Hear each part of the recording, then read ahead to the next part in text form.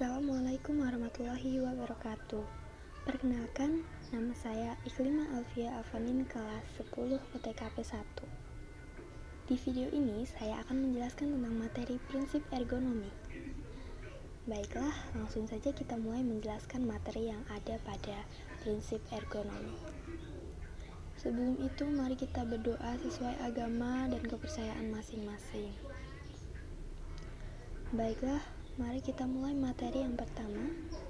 Saya akan menjelaskan tentang apa sih pengertian ergonomi itu. Ergonomi adalah ilmu yang mempelajari mengenai manusia yang berkaitan dengan pekerjaan atau kegiatan sehari-harinya.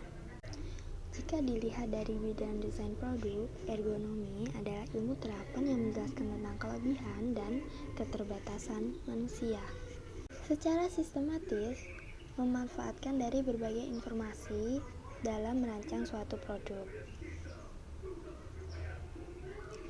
Materi yang kedua tentang pengertian prinsip ergonomi.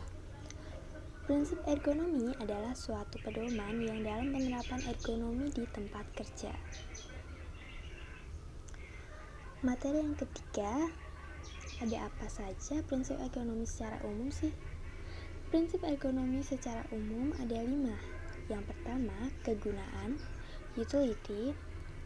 Produk yang dihasilkan tersebut seharusnya dapat dimanfaatkan oleh seseorang dalam mendukung berbagai aktivitas atau kebutuhannya secara maksimal tanpa mengalami kesulitan ataupun masalah saat digunakannya.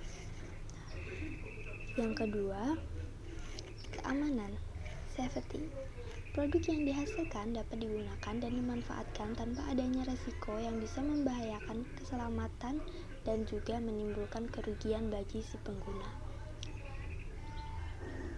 Yang ketiga, kenyamanan, comfortability. Produk yang dihasilkan tersebut dapat digunakan sesuai dengan kebutuhan. Dengan kata lain, pas, cocok, ideal, atau tidak menimbulkan masalah pada saat digunakan. Bahkan diusahakan dapat mendukung aktivitas atau kegiatan seseorang. Yang keempat, keluasan, flexibility. Produk yang dihasilkan sebisa mungkin dapat digunakan dalam berbagai kebutuhan atau dengan kata lain multifungsi. Dan yang terakhir, kekuatan, durability. Produk yang dihasilkan tersebut haruslah tahan lama atau awet sehingga tidak mudah rusak apabila digunakan.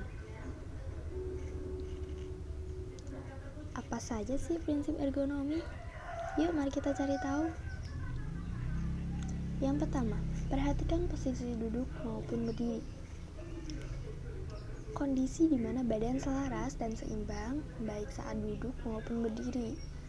Meminimalisasi tekanan pada badan dan memastikan sendi selalu selaras. Dengan begitu, tekanan pada otot saraf serta tulang pun sangat minim sehingga orang yang bersangkutan dapat memiliki kontrol dan memproduksi kekuatan secara maksimal. Nah, ini merupakan contoh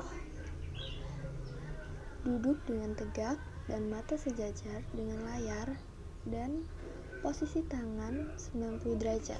Saat posisi berdiri pun perhatikan posisi meja pas setinggi pinggang dan layar tetap sejajar dengan pandangan.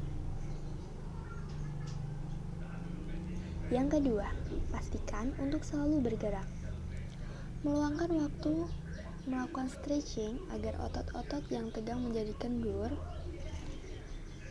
Peregangan dengan cara menggerakkan tangan atau ke atas kepala selama 30 detik hingga 1 menit. Berjalan-jalan sebentar ke toilet atau pantry. Lakukan hal itu dalam beberapa sesi dalam 8 jam. Gerakan ini juga akan menghilangkan perasaan lelah ataupun hal yang tidak nyaman selama bekerja. Berikut ini merupakan beberapa contoh gerakan yang bisa dilakukan kala lelah bekerja.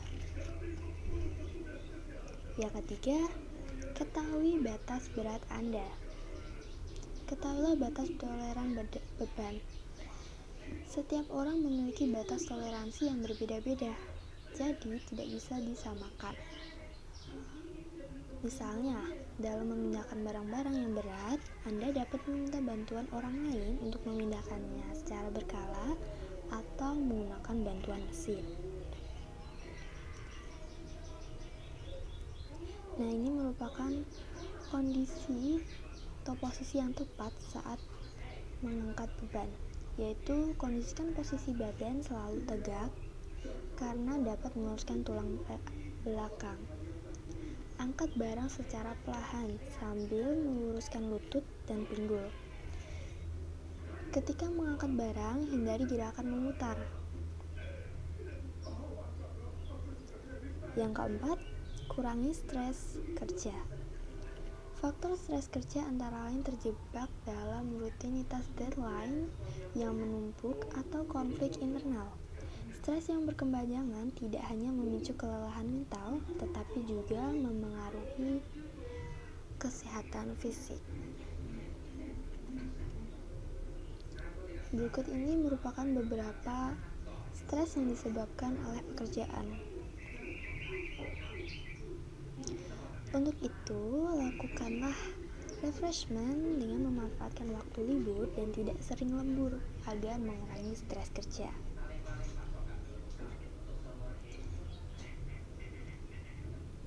Nah, dengan begitu, kita atasi stres dengan cara yang pertama, menyeimbangkan hidup dalam lingkungan sosial dan pekerjaan. Yang kedua, bicarakan keluhan dengan seseorang yang dapat dipercaya. Yang ketiga, lakukan kegiatan sesuai dengan minat dan kemampuan.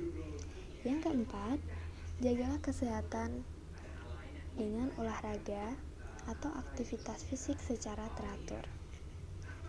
Yang kelima, tidur cukup. 5, makan bergizi seimbang, tetap perilaku hidup bersih dan sehat. Dan yang keenam, kembangkan hobi yang bermanfaat, meningkatkan ibadah dan meningkatkan diri kepada Tuhan, serta berpikir positif dan tenangkan pikiran dengan relaksasi. Yang kelima, pencahayaan yang sesuai standar. Pencahayaan yang terlalu gelap ataupun terlalu terang dapat mengganggu dan merusak kenyamanan selama bekerja. Pencahayaan diatur sesuai dengan ukuran ruangan, bentuk ruangan, serta warna dinding dan detail lainnya. Pencahayaan yang baik memungkinkan seseorang untuk bekerja lebih efisien dan menghemat energi. Jadi, saat mendesain pencahayaan, kantor pun membutuhkan sejumlah cahaya pada permukaan meja, seperti lampu yang dipasang di plafon atau langit-langit ruangan, untuk menghasilkan pendar cahaya yang lembut dan merata ke seluruh ruangan. Apabila pencahayaan kurang ataupun terlalu terang, pastinya menimbulkan beberapa efek. Efeknya apa saja sih? Mari kita simak slide berikut ini. Yang pertama akan menyebabkan kelelahan mata.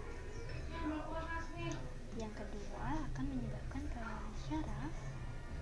Dan yang ketiga juga akan membuat kita kefilalan karena cahaya yang terlalu terang. Nah, itu tadi isi materi video kali ini. Kurang lebihnya saya mohon maaf.